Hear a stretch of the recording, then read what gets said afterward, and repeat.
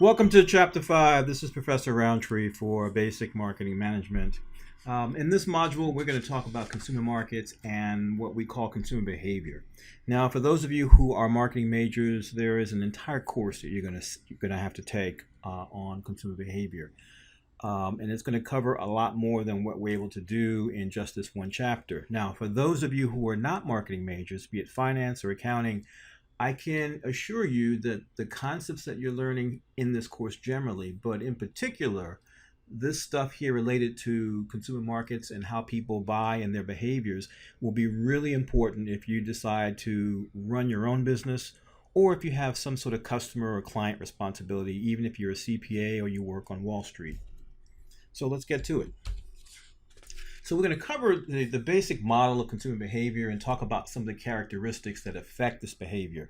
Again, what we do in terms of how we behave, buy, do not buy, it's a general process, and then there are things that have an impact on what it is that we do or do not do. And so we're going to talk about also some of the types of buying decision behaviors. And then we're going to talk about a formalized process. And we're going to see that there's a logical order of steps. And then when we get to Chapter 6, you'll see that there is some similarity between organizational buyers and consumer buyers and how they make their decisions. And then lastly, we'll talk about how this buying decision process differs a little bit when we talk about new products. So first, we'll talk about the buying behavior as relates to products that are already out there in the marketplace. And then we'll shift to those things that are absolutely brand new to the market. So what is consumer buying behavior? The buying behavior of final consumers. Again, final consumers, individuals, households, for goods or services for their own personal consumption. To contrast that, what we'll do in Chapter 6 is talk about how industrial organizations will buy to use those products as input to create an end product. And the consumer market is all the personal consumption of final consumers. And that's everybody who ever buys a product or consumes a service or purchases a service. So it's pretty much from soup to nuts, all the things that we engage in from day to day, including buying education services by paying tuition. Now, the general model of consumer behavior, we call this a stimulus response model. Here is more of the stimuli. Stimuli essentially means that it's something that's put before us. And so we organize it into a couple of different categories. First of all, here in terms of marketing stimuli, that's the stuff that marketers have control over in terms of messaging. What is their product? What's on their packaging? What's on their labeling? What kinds of words are they actually using in their advertising? How does their physical environment look when we go to actually purchase it, place? So we're talking about the distribution side as well. The most common one in terms of stimuli is probably going to be promotion. When we think of advertising, that's the most common stimulus that we can be faced with. And that could be an advertisement on the radio, a picture ad in a magazine, something on the internet. But also, too, going back to what we learned earlier, there are some other things that go on that are more macro related. So we get back to our macro environmental issues. So things like the economy, some technological changes, social, cultural changes, all those things ultimately have an impact on what we buy, our attitudes toward a product or service, our preferences. This is really where we're introduced to the product through these messaging, and then eventually we're going to have some kind of response, sometimes positive and sometimes negative. Now, this middle box here is what we call the buyer's black box. It's basically kind of think about this as the buyer's mind and then all those things that are characteristics of a particular buyer. So, for example, when we get these stimuli, for example, on products and packaging, certain people are more predisposed, they're more curious about information, so they may seek out information compared to what I would call low information types of buyers. With the advent of the internet, many people have shifted from low information consumers to high information consumers, mainly because there's just more information that's readily available. Okay, so then the result is we're looking at how stimuli have an impact on buyers as it relates to the decision process and also who they are in terms of their individual characteristics. And ultimately, we want to see what kind of response is elicited. What kinds of attitudes do we have and preferences about brands and the packaging and the advertising and how they distribute it to us? Do we like the locations? Do we like the process we go through when we actually engage in the service? Now, this may look a little similar, but essentially, the big thing that we're looking at here is we're now trying to break out all those factors that influence consumers' behavior. And here we're breaking it down into four main categories: culture. And here we're talking culture and subculture. And subculture can be anything that we self-define. So, for example, belonging to a particular group, you may believe it to be a subculture, and your behavior may be impacted by it. So if you join a sorority or fraternity, maybe you might decide to buy a certain type of clothing, be it casual or formal, because you're conforming to what's going on within that particular group. Social class, that kind of stuff typically changes over time, or has the potential to change over time. People who are poor don't necessarily continue to be poor, depending on educational goals and motivation to succeed and all those great things. Also, too, social factors may have an influence. Again, the influence is going to be on individuals as buyers and potentially as group buyers, meaning family buyers. So our families, our reference groups generally, people who seek to purchase certain types of products may look for acceptance from their reference groups. Again, the whole notion of fitting in. And a lot of times we look at some of the characteristics of the group that might point us in the direction as far as how we should behave. So it could be in the types of movies we watch. These reference groups can be face-to-face reference groups. They could be online communities. A lot of different ways these connections come into play. Personal characteristics, we have to look at what's actually going on with the individual. People make certain types of purchases where they are influenced by the mere fact that they are in a certain age group. So younger people, for example, who may not necessarily be making all the purchases in terms of actual payment, high school age and younger, typically for them, they may not be as affected by price, because at the end of the day, maybe their parents are paying for it. And so once they start working full time and paying their own bills, they might be more impacted by price. Sometimes, too, we're also impacted by our economic situations. Everybody has looked at the downturn in the economy for the last 4 or 5 years or so, and that's going to have an impact on everyone across the board. But depending on your resources, your social class, all these things, again, interrelate, might have a more significant impact on you if you have less resources. Also, too, things like personality. For example, some people are very, very much, like I was saying before, this whole need for cognition, people who are very much thought-oriented when it comes to their purchasing. And we probably all have friends, and it might be even us as individuals, where we think through every single purchase. And we think about and weighing the pros and the cons and the benefits. And then there's some people who will pretty much just kind of wing it. And so really just understanding some of the personal differences in individuals will have an impact on their actual buying behavior. And lastly, life stage. We're going to talk about life cycle when it comes to product, but consumers have life stages.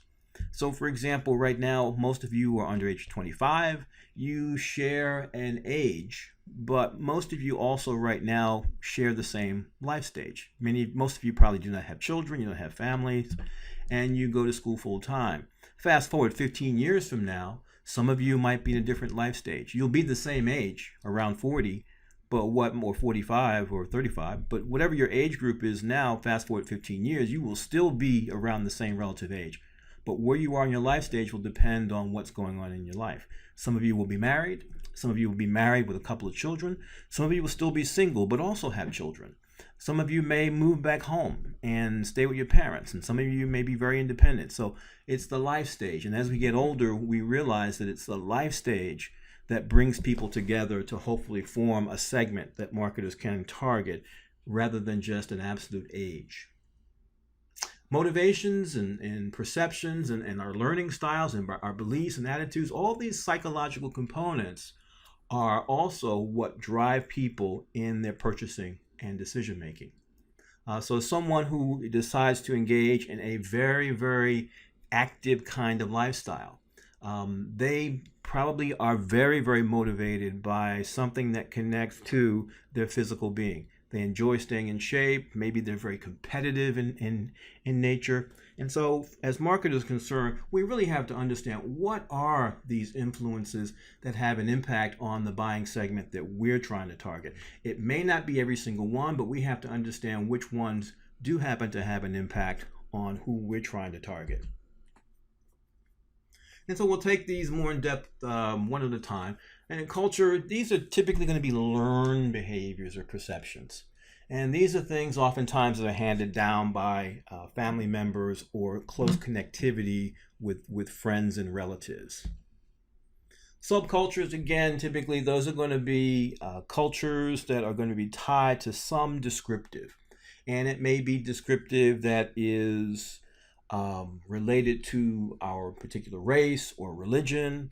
It may be related to a particular lifestyle. So Harley owners of Harley bicycles or motorcycles, they consider themselves to be more of a subculture.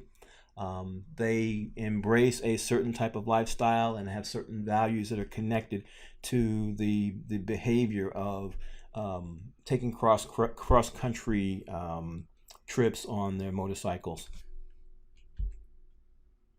Social class, like I said before, I think all these things in terms of what feeds into how we define social class, many of those can change and have the potential to change over time. But the important point here is the combination of things. It's not just what you do for a living and how much you make. It can also be about what type of education level you have. There are many very successful internet marketers who have decided to drop out of college and start their own businesses.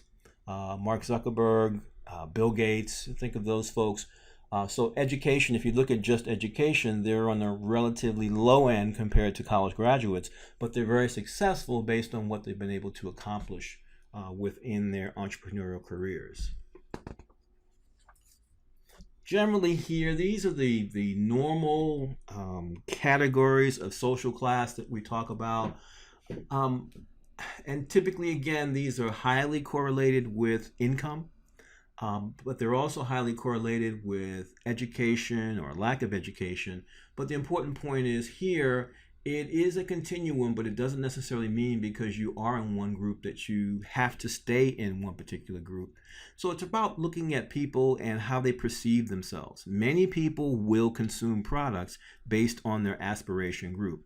That's why a lot of times Americans will spend more money than they actually have, for example, for cars or for clothing or for jewelry, because they are making purchases based on the aspiration group that they're in, not the social class that's actually tied to their wealth.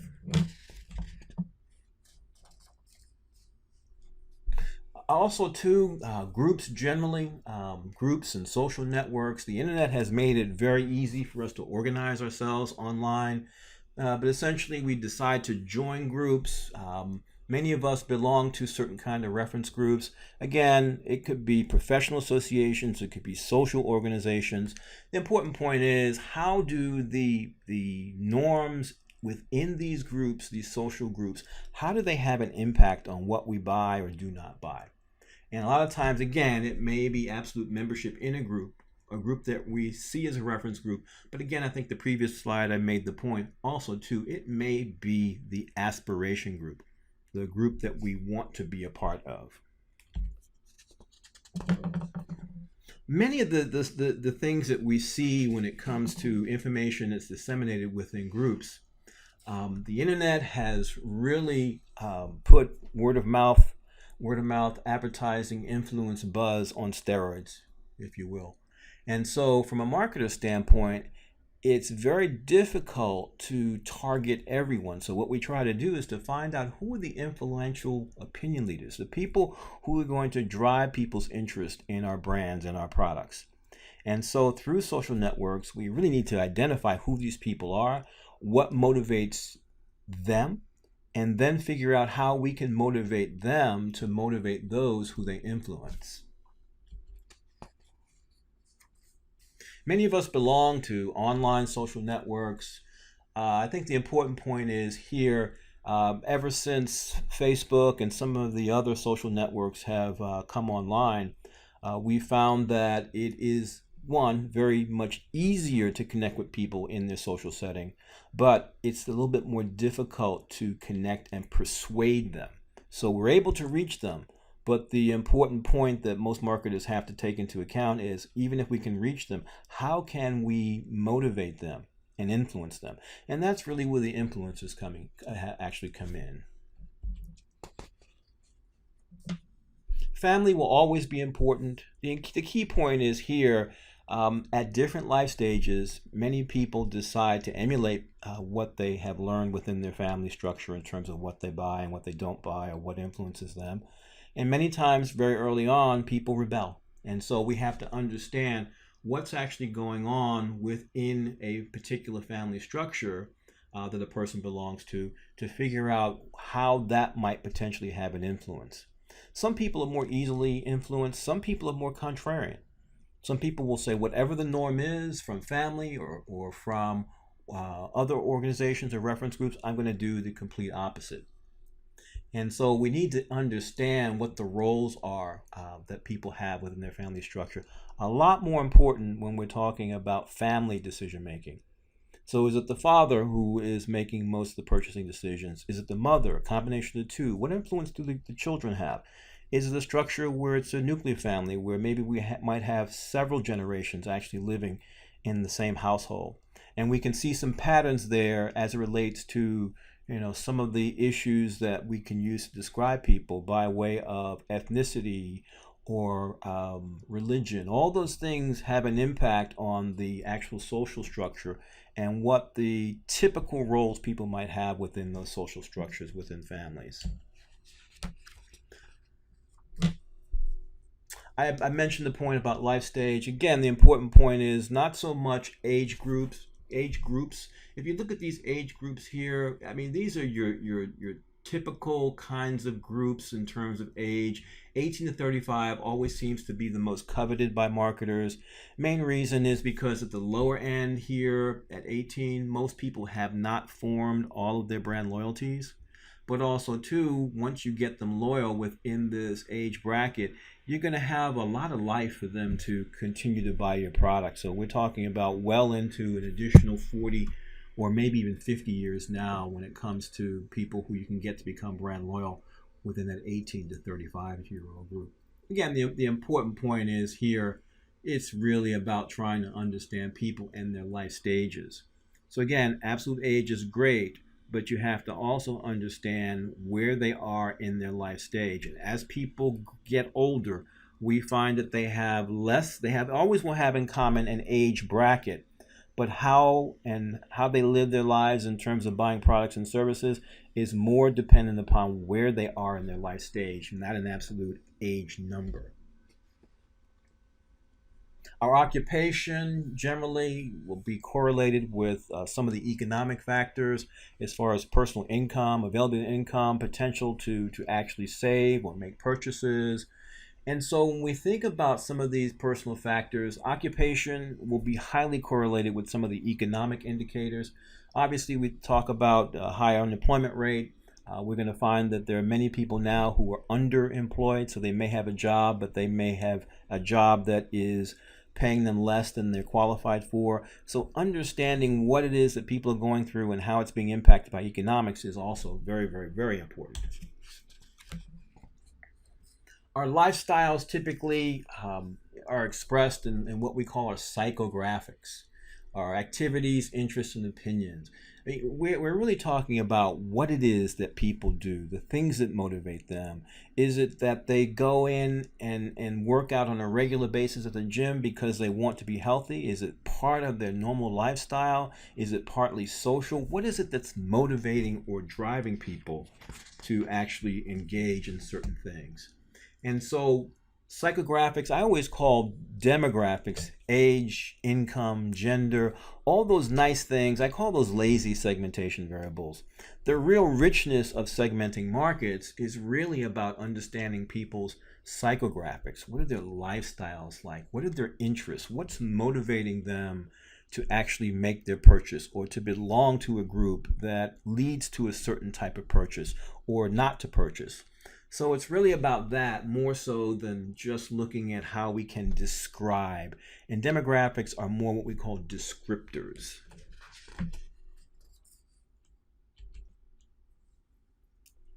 Personality and personality characteristics, they typically relate more to some of the psychological things that are connected with individuals.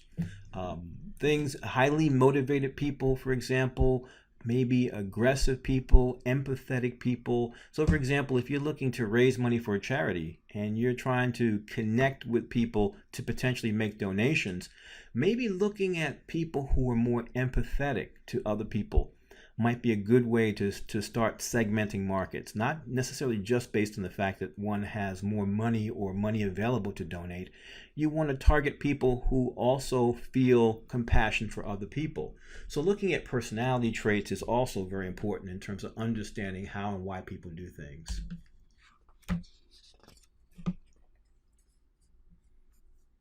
So to kind of sum up some of these characteristics, we're looking at more personality traits, whether they're dominant people, whether they're autonomous, people who are adaptable. So, for example, if you're looking at people who are very flexible in their thinking, you may want to tailor your message where you highlight the fact that there is a potential for you to customize a particular product or service.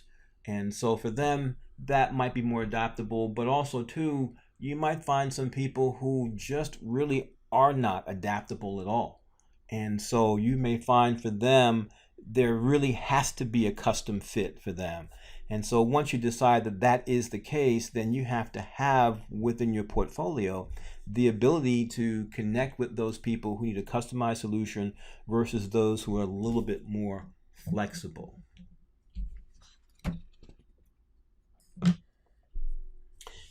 And let's just talk a few minutes here about some of the psychological factors that might have an impact. Again, these aren't necessarily going to be the same for every single individual. The important point is to understand exactly what's going on with these individuals and what's actually motivating them. And then we're going to break this into two segments. It's going to be part A and part B, or part 1 and part 2 for this particular chapter. And in the next chapter, we're going to talk about some of the second part of this chapter, we're going to talk about some of the things that motivate people to consume certain types of products. What's their learning styles? I mean, learning styles are very, very important. We all know learning styles when it comes to information within the classroom. Many of us are visual. Some of us prefer to actually read words. Think about it from the standpoint of a consumer and getting information about products or services.